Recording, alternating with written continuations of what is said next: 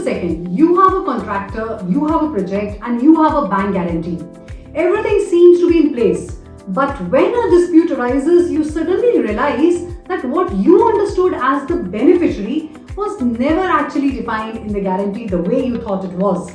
The deal stalls, money gets stuck, and the reason just that the meaning of one word was not clear. That is exactly what Article 2 is there for, and that is why the entire URDG 758 stands on this foundation. Hello and welcome back to the series. If you are joining me for the first time, I am Ravneet, and this is a dedicated series on URDG 758, International Chamber of Commerce Uniform Rules for Demand Guarantees, where we break down each article in a straightforward, clear and practical way. So today we are on Article 2, which covers definitions. This article might sound dry at first, but believe me, it is the dictionary of the entire rulebook. Skip it and every other article will only be half understood. So today we are going to cover the major 10 defined terms because ICC has left, in fact, nothing important to assumption. So in Article 2, let us get started. ICC published URDG 758 in 2010 and it replaced the earlier URDG 458 from 1992. These rules apply only when a guarantee explicitly incorporates them, meaning that the parties have to actively state that this guarantee shall be governed by URDG 758. Once they do that, Article 2 becomes immediately relevant because it tells you exactly what every word means. ICC has defined several core terms in Article 2 that come into play throughout the entire life of a guarantee. The first term is applicant. The applicant is the party on whose instructions the guarantee is issued. Take a simple example.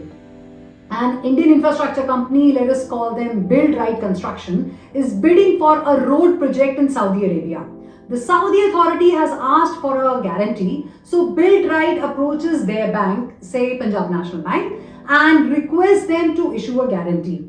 Now in this transaction, Build Right is the applicant, they are the contractor on the project, and the guarantee is being issued on their behalf.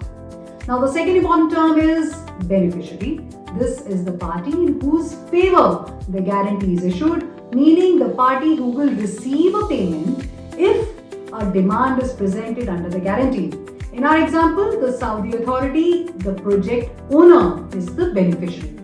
If Build Right fails to complete its work, the Saudi authority goes to the bank and claims payment. The beneficiary has no obligation to directly complete the project themselves. They simply need to establish that the contractor has defaulted. So now the third term is guarantor. This is the bank or the financial institution that issues the guarantee and commits to making payment. Now in our case, Punjab National Bank is the guarantor. A key characteristic of the guarantor is that they take on an independent obligation, meaning their liability is separate from the underlying contract. As in, if there is a commercial dispute between Build Right and the Saudi authority, that just does not affect the guarantor, the Punjab National Bank. The guarantor only looks at whether the demand is compliant or not. So the next term is, this one is slightly nuanced, the instructing party. Now this is the party that comes into picture in the context of a counter guarantee. When a domestic bank like Punjab National Bank cannot directly issue a guarantee in Saudi Arabia, it instructs a local Saudi bank to issue the guarantee on its behalf. Now in this situation, Punjab National Bank becomes the instructing party and the Saudi bank becomes the guarantor. Now this structure is very common in international projects and especially when the beneficiary wants the guarantee to sit within their local jurisdiction. And from here, now we naturally move on to another term clearly defined in Article 2, counter guarantor. This is the bank that issues a counter guarantee to the guarantor. That is to the local bank. Simply put, the counter guarantor backs the risk that the guarantor has taken on against the beneficiary. Going back to our example, Punjab National Bank instructs the Saudi local bank to issue the guarantee.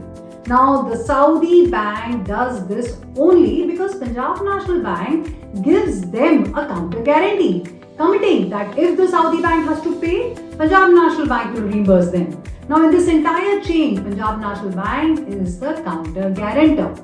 ICC specifically defined this term because in international transactions, this multi-bank structure is the rule and not the exception, and each bank's liability sits at a different tier. Now, the next term clearly defined in Article 2 is demand. A demand is the formal request through which the beneficiary claims payment under the guarantee. Under URDG 758, this is not an informal phone call or an email. It must be in a compliant form as specified in Article 15, which will be due later, and it must include a statement that the applicant has breached their obligation. This definition is critical because if a demand is non-compliant, the guarantor can reject it, even if the beneficiary's underlying claim is entirely legitimate. So the sixth term in row is now presentation. Under ICC rules, presentation is the act of submitting the documents and the demand to the guarantor. Time limits under the guarantee are calculated from the date of presentation, which is why this definition carries real practical weight. If you count from the wrong date, even a compliant demand can end up being treated as expired. So the next term is advising party, and this is a role that is very often overlooked. The advising party is the bank that transmits the guarantee from the applicant or the instructing party to the beneficiary, but it carries no liability for the terms of the guarantee itself. Simply put, it is a messenger or a conduit. So to understand it with a real example, if Punjab National Bank has no presence in Saudi Arabia, it may request a Saudi correspondent bank to deliver and authenticate the guarantee document to the Saudi authority. Now, that Saudi correspondent bank is the advising party. It simply confirms that the guarantee appears genuine and forwards it. But if the time comes for payment, the advising party has no direct liability whatsoever. ICC explicitly defined this because parties need to clearly understand that the involvement of an advising party does not add any additional security to the enforceability of the guarantee. It is purely a communication link. So coming to the next term, that is expiry, and this is arguably the most commercially sensitive definition in Article 2. Under ICC rules, expiry is the date or event after which no compliant demand can be presented under the guarantee, and the guarantor's obligation terminates automatically. Now, there is an important nuance to that URDG 758 that specifically addresses here. Expiry can be date-based or event-based. Date-based expiry is straightforward, a fixed calendar date. Event-based expiry is, it's actually a trickler. For example, upon issuance of the completion certificate. ICC defined this and also addressed in Article 25 that if an event-based expiry becomes uncertain, the guarantor remains protected. The practical tip here is that the beneficiary must always present their demand before expiry. Even a single day's delay can make the guarantee permanently unenforceable. Courts internationally have consistently upheld this position. So the next term is business day, and while it sounds simple, it creates the most confusion in international transactions. ICC defines a business day under URDG 758 as a day on which the place of business of the guarantor or any other related party is actually open for the conduct of the type of business required by the guarantee. What this means in plain terms is, looking at just a calendar is not enough. You need to check the schedule of that specific city and that specific bank where the transaction is taking place. Now, let us look at it with a very relatable example. Suppose an Indian exporter has a deal with a Kuwaiti buyer, and HBL is the guarantor in Kuwait City. The guarantee states that after the beneficiary presents demand, the guarantor has 5 business days to respond. Now, the beneficiary presents the demand on a Sunday. Now, in Kuwait, the working week runs from Sunday to Thursday. Friday and Saturday are the weekend there. So, Sunday would actually count as the first business day in Kuwait. But if that same transaction was happening in Mumbai, Sunday would be a non-business day. Same calendar date, different business day count. Now, this is precisely where cross-border disputes arise, and there is one more now layer attached to this definition that ICC has deliberately included: public holidays. if the expiry date of the guarantee falls on a date that is a public holiday at the guarantor's location, the date will not qualify as a business day, and presenting a demand on that day will not be treated as compliant. ICC's position on this is also reflected in Articles 14 and 25.